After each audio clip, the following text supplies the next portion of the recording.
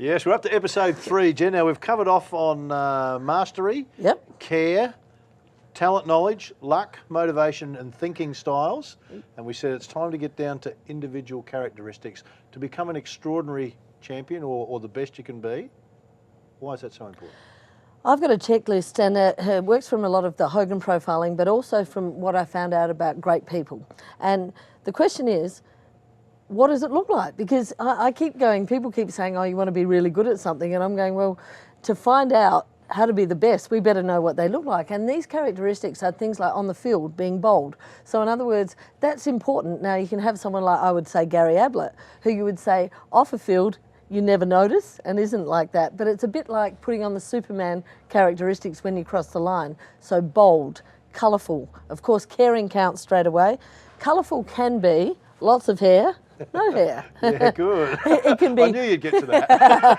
it can be talking, it can be wearing colours. But what we know is if you're not prepared to be bold and be colourful, you won't stand out. You won't get picked. You won't get even looked at some stage. Imaginative is another one that's really important. Now, a lot of kids are never taught to develop that. That's the thinking how to be better. That's the, oh, is there anything else I can find out? Oh, maybe I could invent something new. And you think about it in your sport, what you did differently maybe to get higher than other people. And for me, it was things like we used plastic sticks as women when no one else in the world did. We changed hands when no one else did. And I took basketball defence to lacrosse because it made a lot more sense than the way that did. So again, being able to connect all of these things is important. When we're talking about driven, that's another thing. If you're driven, you can change anything. And this is one of the things about profiling. They'll say, oh, Phil, you're a such and such, and Jenny, you're something different. And I go, you don't have to be anything people tell you you are. You can be whatever you want to be, but the amount of drive you've got will make that difference. So in other words, Phil, if you wanted to be the best, you're probably out there doing extra. You're probably looking at all of that sort of thing. So knowing these characteristics, then what I do is I give you a whole lot of questions and we put bright green through the ones that are you're perfect, stay that way, and yellow through the others. And then we talk about how we can get to that and different things to practice to become better at those characteristics. I'm listening to you, Jen. If I go back just for a moment to bold and colourful, are some coaches intimidated by athletes that are bold and colourful? Well, that's interesting because a lot of coaches now want to make people bland. Yes. And they want team aspects that are all the same and we're all this, when in fact we need individuals, we need who care about others and who care about the result and the team. That's the key though, you said that individuals that care about the team, not individuals that just care about themselves. Can't have those, the individual that cares about the team. So you do need those bold and colourful players to be successful, don't you? And you'll notice some of them, if I give you Dusty Martin, you probably notice his colour is often tats. Maybe Dane Swan, the same thing.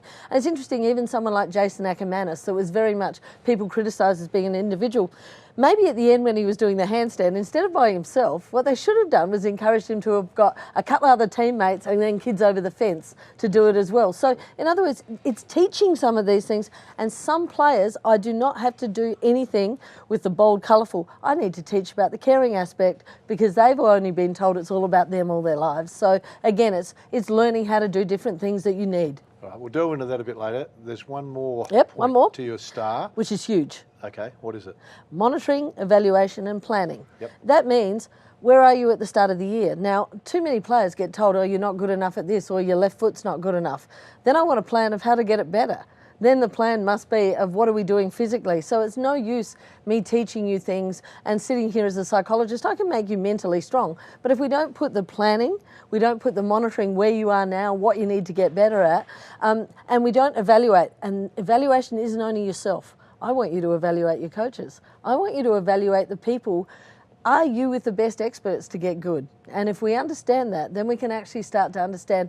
My pilots, for instance, they want to be the best. They have checklists because sometimes you need a checklist so you don't forget.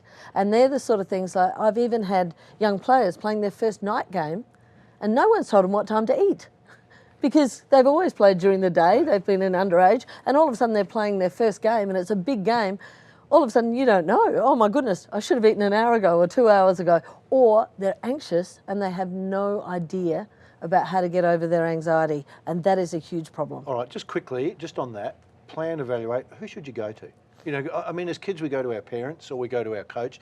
Is there a better source? Can you go to 3 different sources, parents, coach, and someone like yourself? Oh, look, my point is, it doesn't matter what it is, the best experts you can find. So you might have lucked into good parents who can give you good feedback.